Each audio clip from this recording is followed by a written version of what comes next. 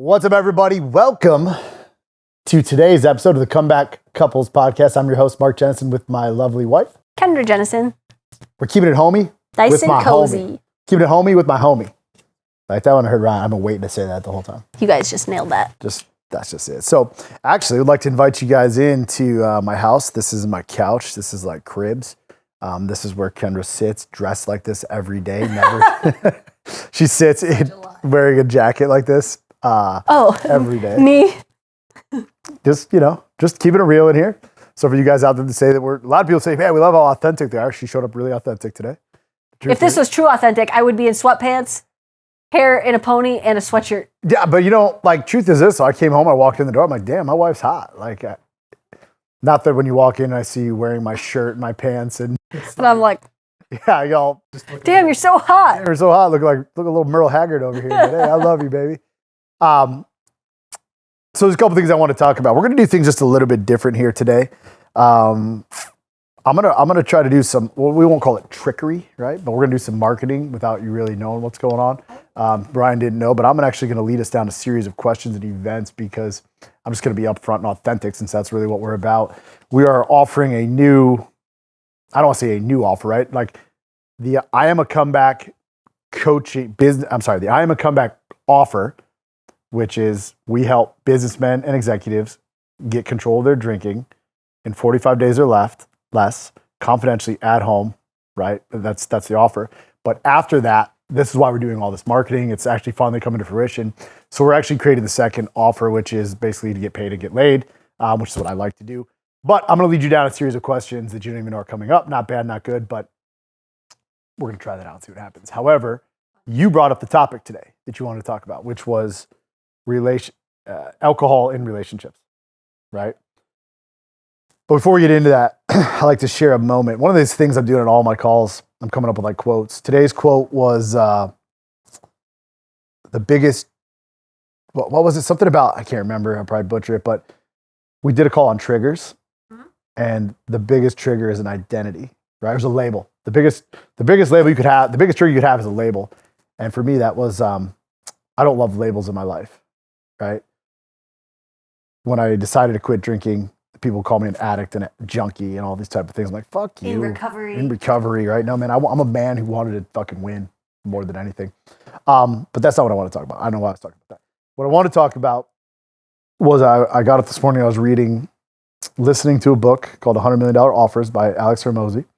And I was walking on the treadmill and you were asleep. And you told me you were going to sleep till 8 a.m. this morning. I think you did, probably 7:45, 8 o'clock, pretty close. But I was at the gym doing my thing like I normally do. I did a 45-minute walk before I did my workout. Just been feeling good. And I started reading this book and the opening, I guess, what is that called? Nomination, or what's that called when you write prologue? No, when you write a book in honor of someone, remember, whatever it is. Anyways, people probably think I'm dumb because I can't think of it. But there's like a part when you like, yeah, the memorable page. We did it in my book. I can't even think of the name of it. But anyways, what is it? No, it's not the preface. It's something, but it was in honor, and he was talking dedication. There you go. Fuck, it would come out eventually, right?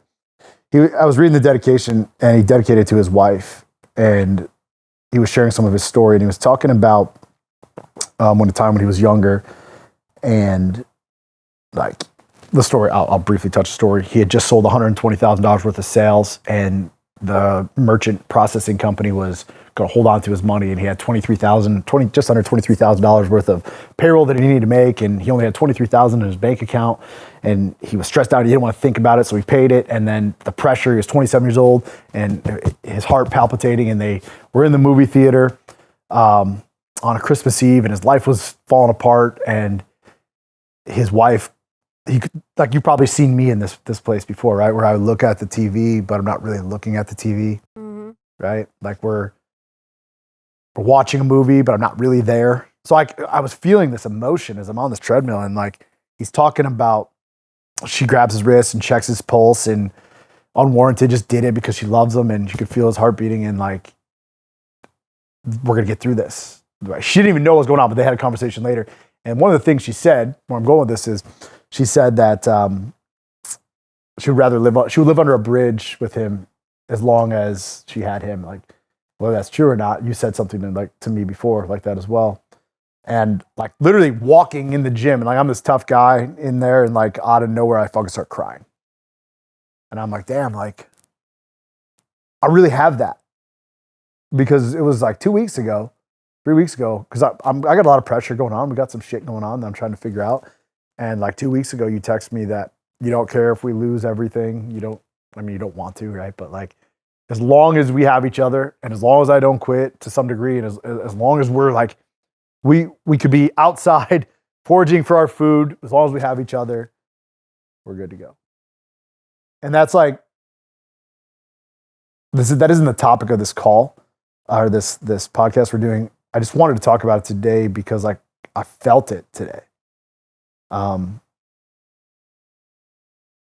It's difficult at moments when you're doing stuff like me, how alone I feel, and like how great it is to be able to have you just like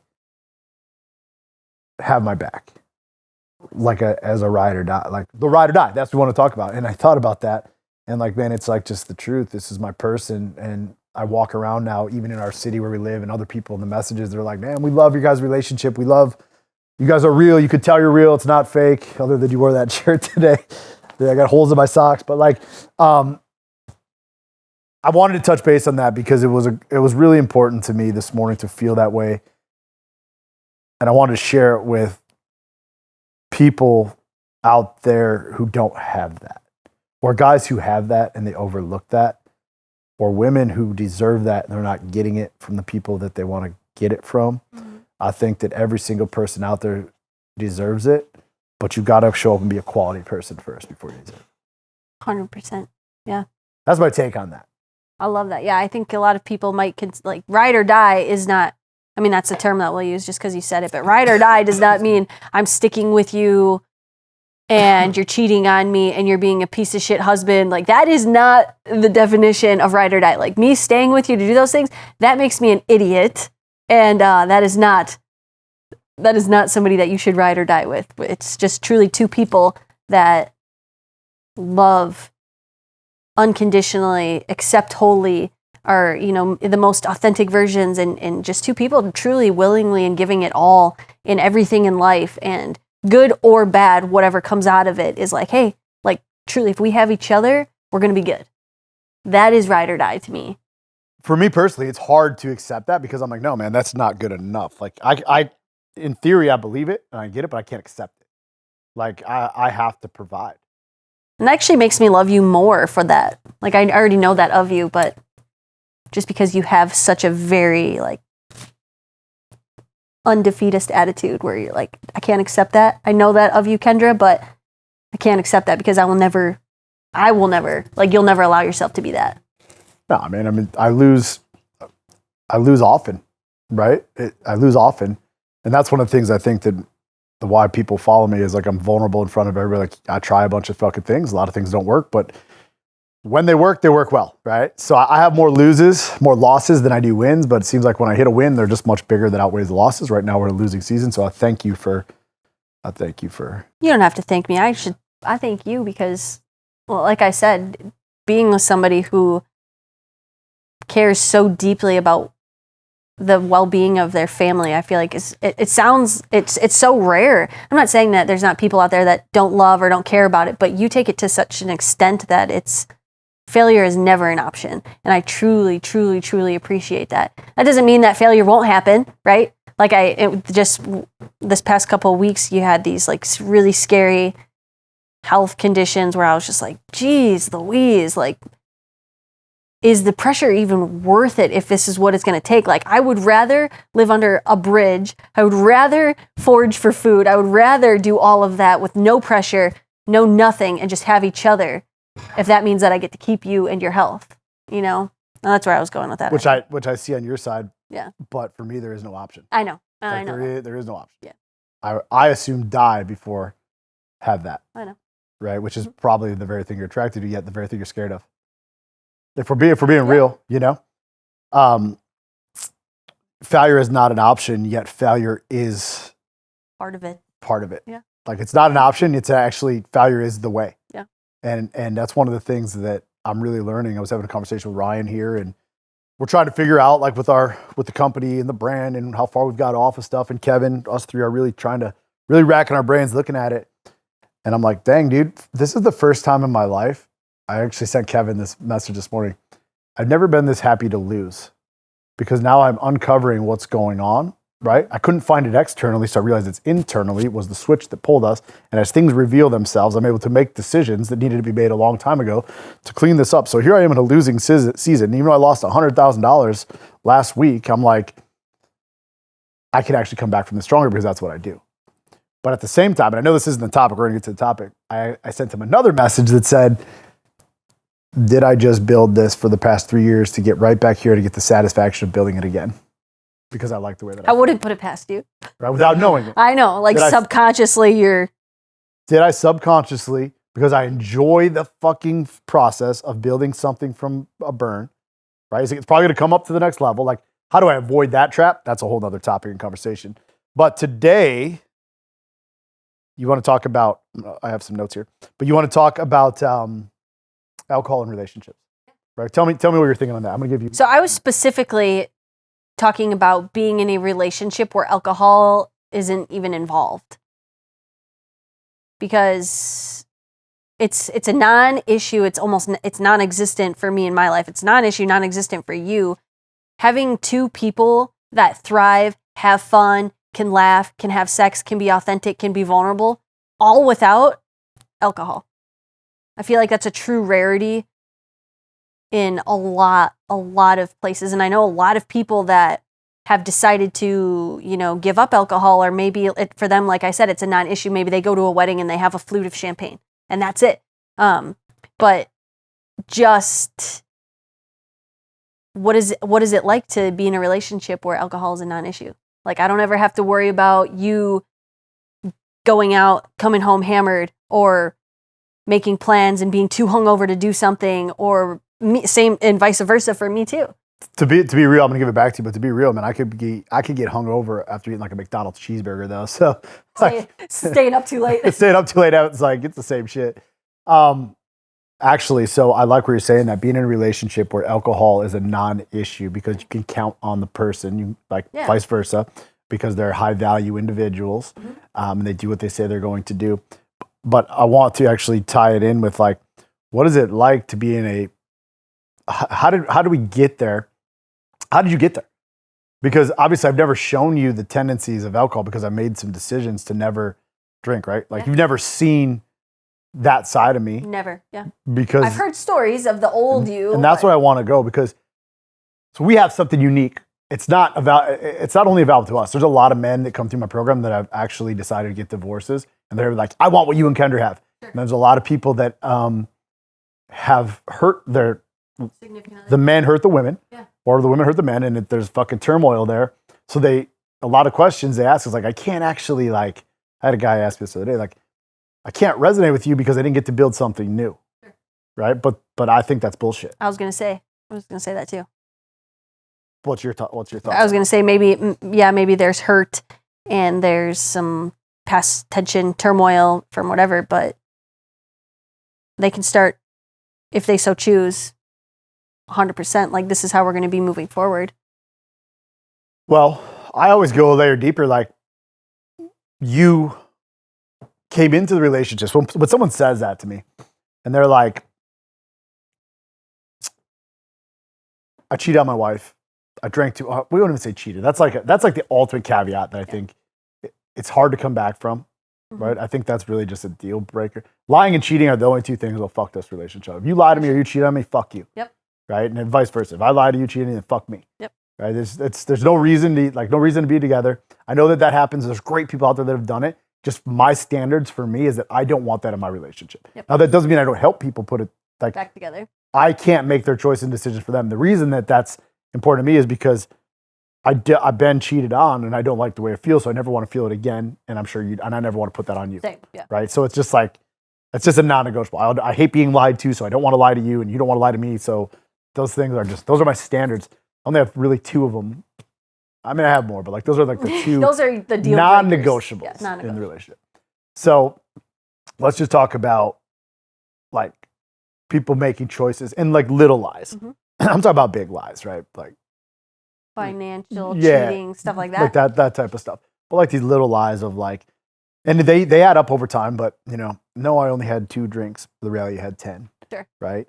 And that happens a lot inside of it. But or a guy who gambled away some of their money and didn't tell her. Like you can come back from those type of things, right? Sure. By owning them. So why I want to touch base on that is because when you met me, and for these people that say like I don't get the opportunity to build what you have, Mark, because I've got all this trauma. I carried more trauma than all these people, right? Or more baggage. Trauma's not the right word. I probably had more trauma too, but more baggage. I came with a fucking Mack truck. You did. 15 trailers full of baggage and garbage and dead weight, and we're still cleaning that fucking garbage up. So for anyone to say they can't have that with their current wife, you were picking up my baggage anyways. Sure. Right? So talk about that. Well, I didn't really in the beginning. It was just so obvious that you had made a very distinctive choice to just be very open, be very vulnerable, be very vocal about all your past, everything in it. I mean, you laid it out like dirty laundry, and I either had the choice to be like, okay, I accept that, and we move forward from that, or I could have done what so many people had told me to do and like hightail it out of there. It was very easy for me to stay with you because even though, like I said, you aired it all out there and you were very just like, hey, this is my past. This is what I've been through. This is some of the money things that I'm bringing along. I got a child. Like, I didn't care about any of those things because of how well you treated me and how well you stuck to your word. From the beginning, time and time and time and time again, it could have been, hey, you know what? I'm going to meet you at the coffee shop at 6:30 a.m. because back then that's the dates that we could go on before I had to go to work and before you had to go to work. And boom, you would be there. There was never an excuse. There was never it was just, you were just a man of your word over and over and over again. And I was like, you know what? I'm not going to hold this man in a life sentence for all the stupid decisions he made in his past life. I would hate that if someone did that to me. So I'm not going to do that to him. However, if there was ever a time in a relationship where you were lying or things weren't adding up or you weren't a man of your word, I would have been like, okay, listen, this isn't the relationship. But it was never the case, ever. And it was just, like I said, it was just so easy for me to put everything into the relationship when I saw you putting everything into the relationship straight from the beginning. So basically, as a man out there, I want to make a paradigm shift for these guys. I want someone out there that wants that. Right? Mm-hmm. They want their wife to trust them. Yeah. They want their wives to want them. Mm-hmm. They want to feel needed. Right? Those are big deals. Those are huge deals. The guys that I deal with, they won't walk around and tell the world that, but I know that like emotionally that's what they all want. Right? They really, and you know, they don't want to beg for sex. They don't want to beg for a hand job. Like it's fucking, the reality is they want those things. What you just said right there was be a man of your word, but I want you to go in depth. Like, how do they fix it? Like, what do you think a man needs to do to fix it? These are my 4 notes. I'll share them with you so you can kind of get reminded. Well, these are the paradigm shifts, I think. Only you can fix it because a woman wants to be led. Yep. So I want you to go on off of that. Yep. Cascading the future, right? They need to believe and know there's an anchor. There's a place where you're going. You need to become the value, right? Being needed. You don't just get to accept to be needed. You don't just decide to be needed. You have to be fucking needed by creating the need. And then the last part would be the man. And they're all kind of the same, but talk to me about that. Like, only you can fix it. Women want to be led. Why do women want to be led? Yeah, I think it's definitely intrinsic as a woman to look for somebody to protect and provide, even if you can do those things on your own, which is fantastic. But even if I was the ultimate provider and I was like some just kick-ass breadwinning wife, I would still always want you to be better and do more than me. Why? I think it's, I don't know. I think it's truly it's an intrinsic thing to women. What does it do for you? Oh my gosh. If I'll tell you what if I didn't have those things, or if I didn't have you being better at me than everything, which I want in a husband, I want in a male, especially because I look to you for strength, for guidance. Like you're the ultimate, like you're the king of the family. If I'm doing things better than you, not that that's not awesome and that it doesn't work in some relationships, but for me, I want you to be the best at it.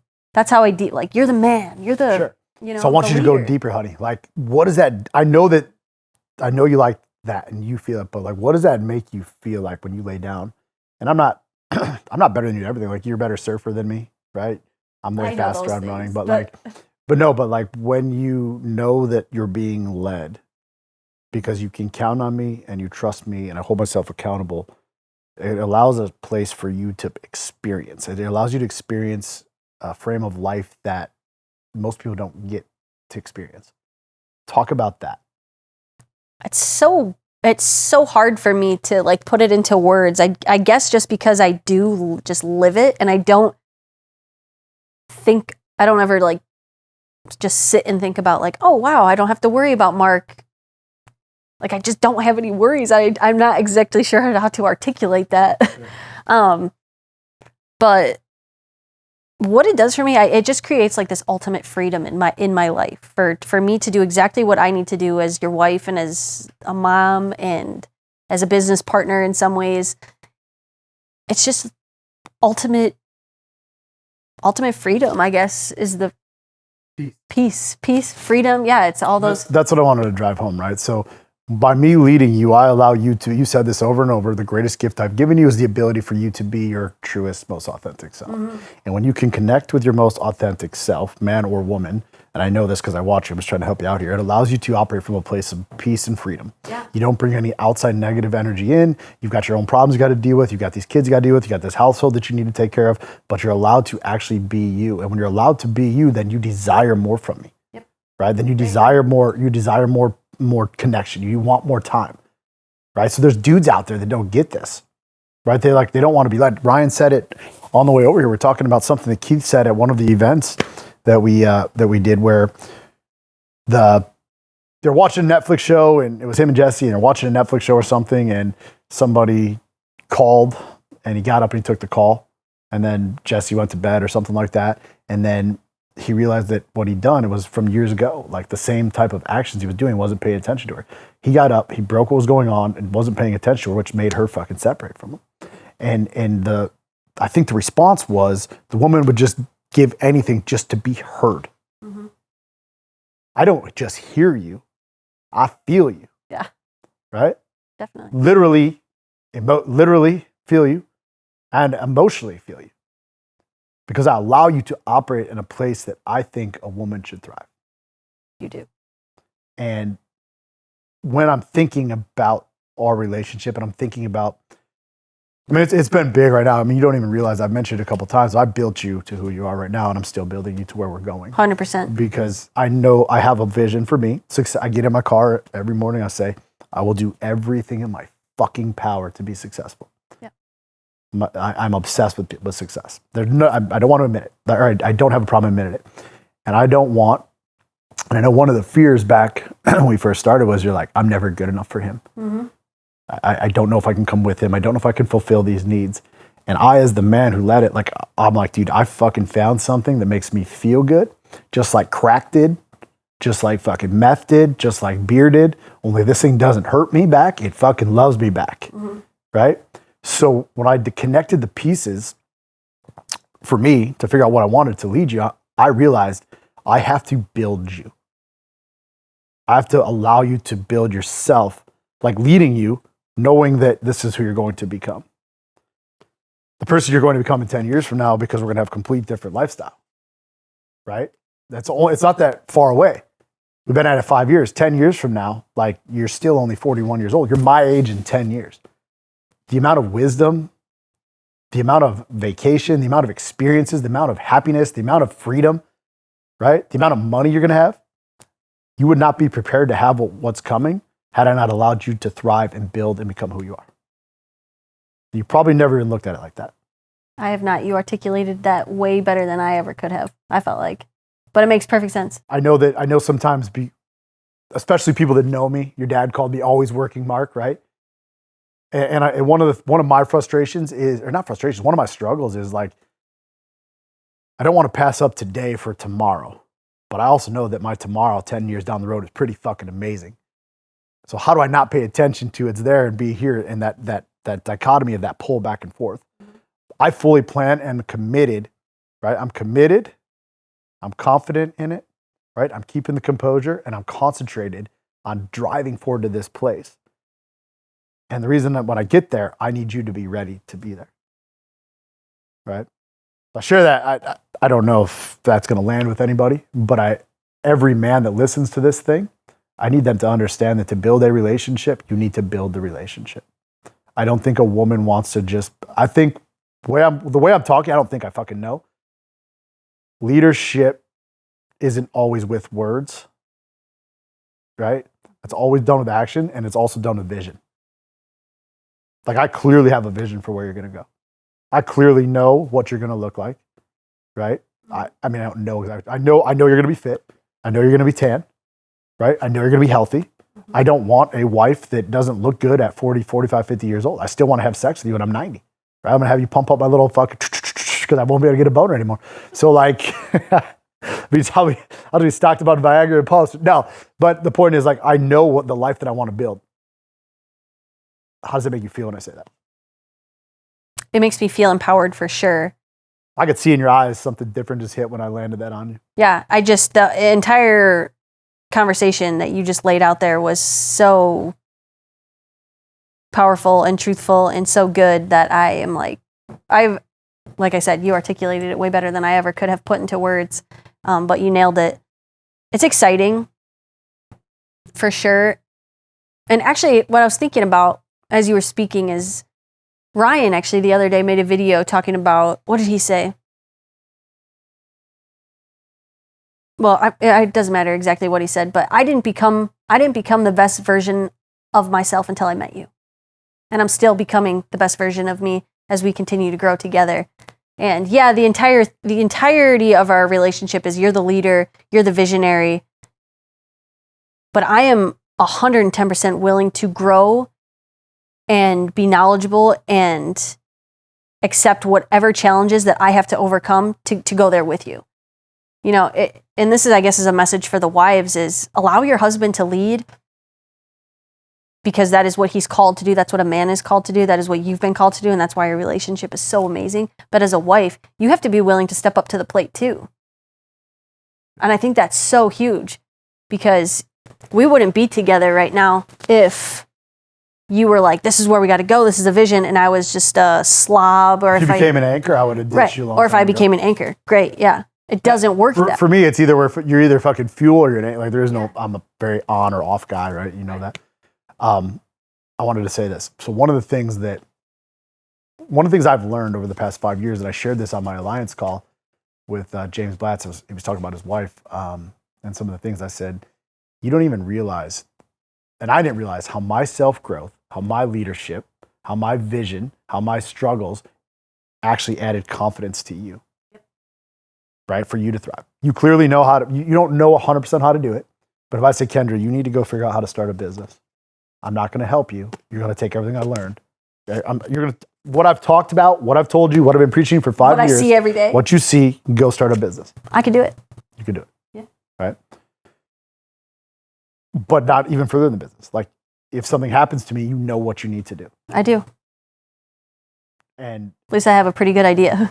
Or the right people to figure out how to do it. Yep. Versus, like, when I met you, sure, you could have figured it out. And here, you're a woman that went to war. You were a kid, a girl, woman that went to war and had these kids, so you could figure life out. But you only figured life out on a small town. Now you're stepping onto the world stage. Yep. Right? Now people are going to start knowing who you are when we go through the airports. Right? It's coming. Just like they do me. They're going to see us. They're going to recognize it. So as we step out on the world stage, because in 10 years from now, as I help liberate fucking millions and millions and millions of people, or whatever happens, if I write the book that smokes out bigger than the fucking big book from AA, or whatever I decide to do with my life, who knows? Maybe I'd do something completely different. Like, it's going to put us in places and rooms and opportunities that you would have never been able either to get in, or smart enough, maybe not smart, that's the right word, but confident enough to sit in. Well, I wouldn't even have known it existed. Yeah. Truth be told. Yeah. So what else? Right? I wanted to touch base on a couple more things here. What does it mean to be, and we've talked about this, like become the value? What does that mean to you? Like what value do I bring to you that makes you like the truth? Because also on the other side, I might as well talk about this, right? Like I'm not needed for a lot of shit around here. Like I'm always working, I'm always building, I'm always grinding. And when you met me, I'm like, I realized that I'll pay for someone to clean my house. I'll pay for someone to put my Christmas lights up. Yeah. I'll pay for someone to clean my car. I'll pay for someone to mow my lawn. Like my time is better used producing on a high level, not these fucking menial tasks. Yeah, you enjoy those, right? You enjoy those tasks, which is fine. So like you put the Christmas lights up. You just took the grill out to the garbage. You know, like you do things like that. So when I want to talk about needed, it's not needed in a way of doing needed around the house. No, that didn't even cross my mind. I want you to talk about that. Yeah. So what was the question? So I can answer it. What is it? What's about like, how do I bring value to you that makes, why do you need me? The first thing that came to my head was. You put a post out that about need on Valentine's Day. Yeah.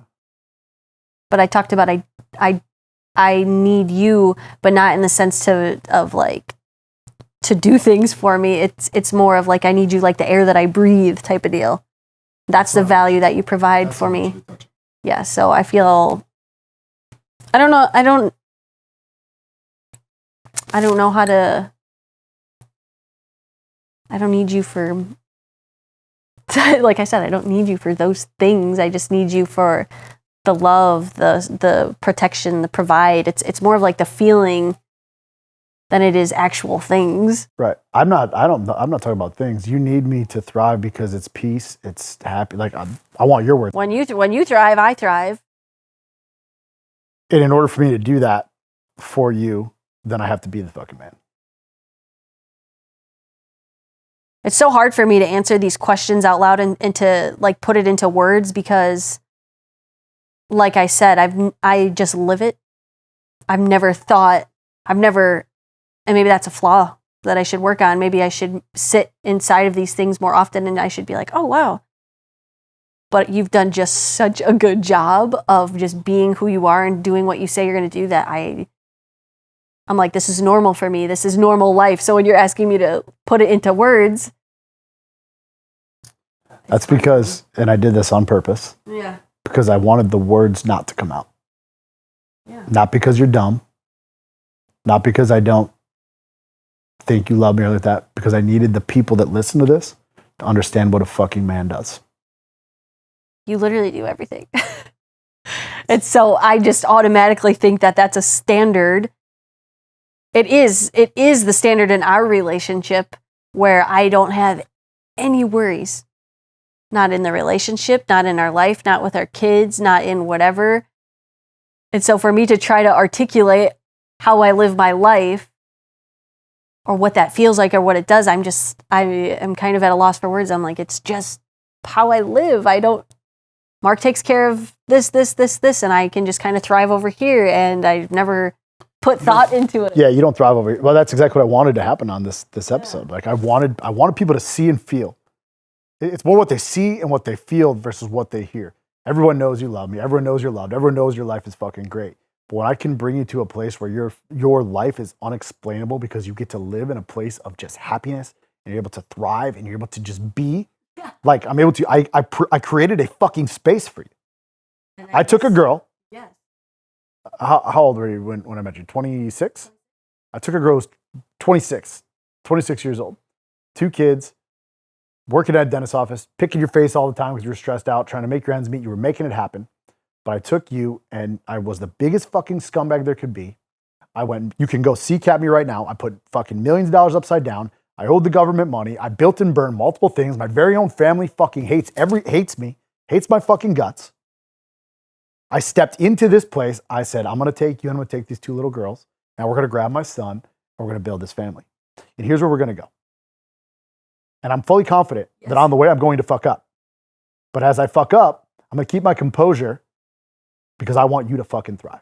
Even your fuck ups, I've never lost an ounce of sleep in worrying about if it's going to work out or not, just because I know the type of man that you are. Like, even if how many times have you come home and you've been like, oh, fuck, I've lost X amount of dollars, where that might pucker somebody's butthole up a little bit. For me, I'm just like, okay, what can I do to help you? And I just never worry. How are you going to get it back? What are you going to do differently? Yeah. And I don't even know to think about those questions, because I just know you're going to fucking handle it.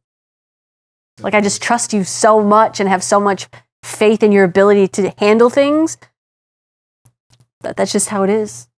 There's some people that'll watch this, and these are not the people we talk to, that think that I'm actually probably making you weaker by doing it that way. I've never been stronger, yeah, which is crazy. I've never been more sure. I've never been stronger. I've never been more confident. I've never been this best version of myself until I met you. So I don't know, those people. No, but I'm just saying that because they're like, they're not going to be able to comprehend the fact that, or I shouldn't say that, they're just like, oh, he's taking it from her. I just know it. I can already see the comments fucking rattling up. Like, oh, he's a control freak, right? Like, which I am, right? But I don't control it. I don't control it in a way to hurt you. I control it in a way to give a fucking magnificent life, because I made a commitment to you, to the girls, to my kid, but ultimately to myself. It's so funny. You are such a control freak, but not once have I ever felt controlled by you. I've felt more empowered and had more freedom, even though you're a massive control freak about exactly how things are going to go. And this, like, it's so funny how that works that way. Like I said, I've never thought about it. Because I don't want to control the people. I don't want to control you or the kids. I want to control the environment that you guys live in. Mm-hmm. Right? Because one of my goals I write down every day, it's every fucking day I got to get back and do it, put my headphones on and do it. But one of the goals I write down is I've given my family every opportunity possible. Right? So if my goal and my commitment is to give you all the opportunities and to build this massive, magnificent life, not just financially, but what is all the opportunities? The opportunities mean I get to allow you to grow. It means I get to actually take some of the wisdom and the reading and the countless hours of self-development, I get to pour them into the kids. It's not just things that I can provide. It's feelings, it's emotions, it's places, it's opportunities, it's experiences, right? So I'm not controlling everything, yet I'm controlling everything. I love that about you.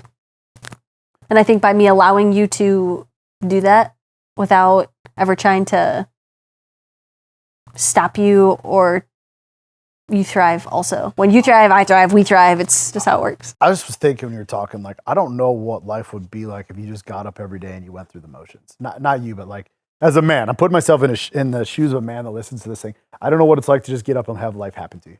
No, you fucking have every part of your day planned out with some sort of action result that you're trying to get out of it every day, all day long. It's probably exhausting for you, but that's just how you are.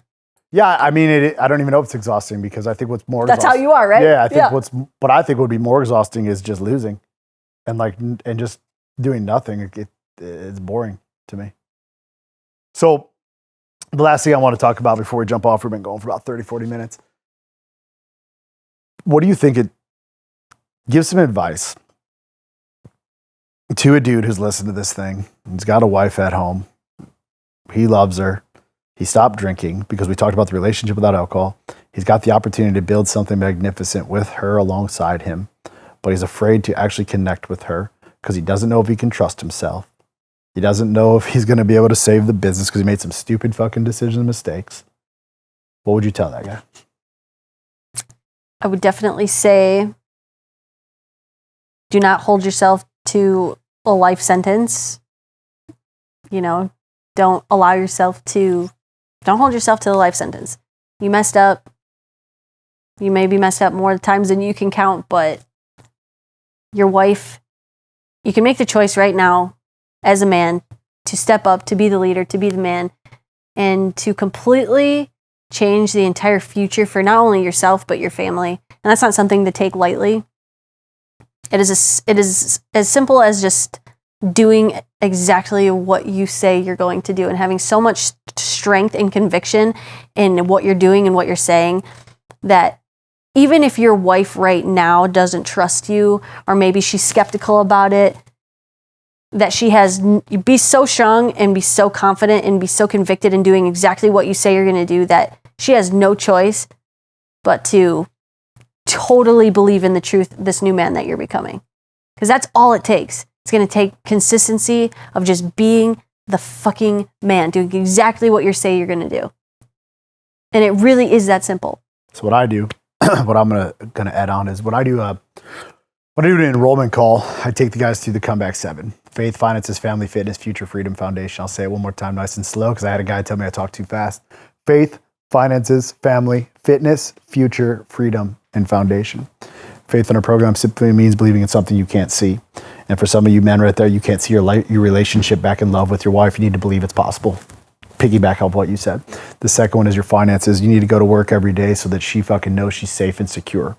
Number 3, though, which is the most important F, which is your family, is a 2-part game. The first one is your kids. You have the ability today to draw a line in the sand and never cross it again. Step up to the plate and truly lead these kids to freedom, to legacy, to create this life that they are. Like every time you choose drinking or choose lying or choose cheating or choose sedation mechanisms over them, you're basically telling them to fuck off. But when it comes to your wife, like really when it comes to your wife, you need to put that relationship and that marriage back on fire. Stop taking her for granted. Stop taking your failures for granted. Use them as opportunities. It's time to start loving her the way she wants to be loved, treat her the way she wants to be treated, date her the way she wants to be dated, fuck her the way she wants to be fucked. Literally put that thing on fire again. Because without her, she's the queen to the kingdom and you'd be fucked just like I would. Could I hold my own? Could I keep going? Absolutely. Do I want to? No. Do I want us to take a step back or do I want to fucking thrive? I want to thrive. I want to live and I don't want to do it alone.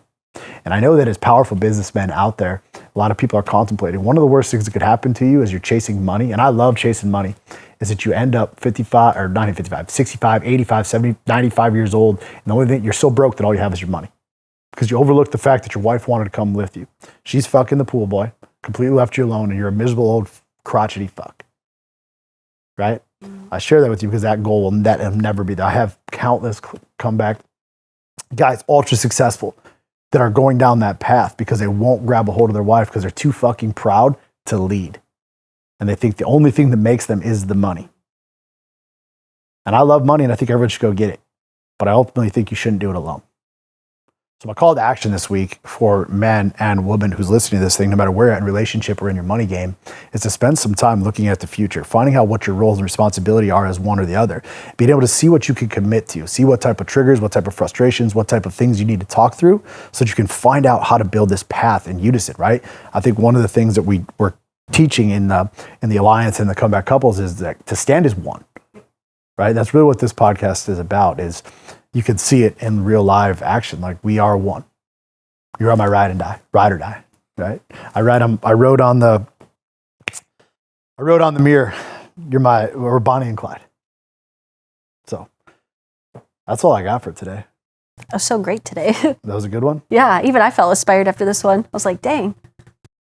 That's it for today's episode of the Comeback Couples podcast. My wife is inspired. I'm inspired. With love and light. I'll see you next week.